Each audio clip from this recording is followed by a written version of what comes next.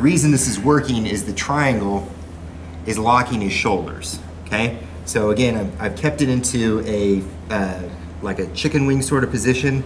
I'm gonna get that in there and I'm just gonna sit up a little bit and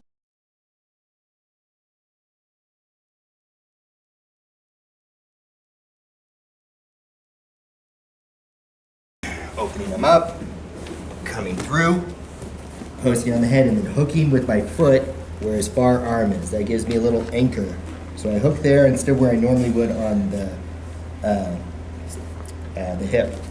We're going to scoop with our back arm, and we bring our knee down and then fit in the triangle.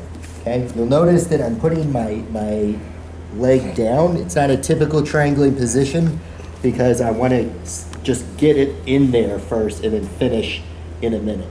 Okay. So as soon as I've got that, I'm going to work into the udigarami position. So I've got his arm. Is it possible to kind of lift that up and show us, Derek? Is that possible? So you're basically, yeah, you're doing a figure four. You got the udigarami situation there. Got arm lock. Okay. Thank you. Okay. Now you saw how easy it was to roll that way, but I want to roll in a normal head roll position so that I can move my hips more into the triangle, as well as start pushing through with his arm. So if I roll the other way, I can't really use the centrifugal force to aid it.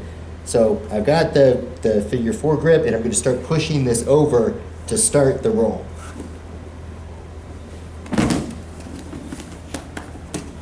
And you can see by the time we get here, if I wasn't doing this with my legs, like this would not be viable, okay? The reason this is working is the triangle is locking his shoulders, okay? So again, I've kept it into a, like a chicken wing sort of position. I'm gonna get that in there and I'm just gonna sit up a little bit and use my legs. So the leg goes up, this hip turns over.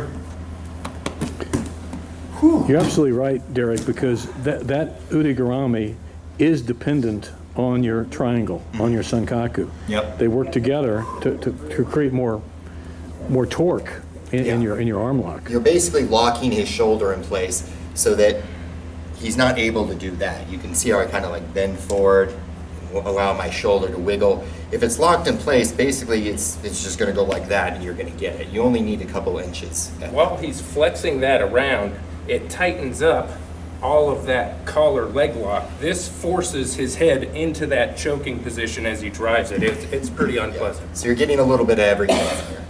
All right, well, we open him up again. Step through, hook, hook.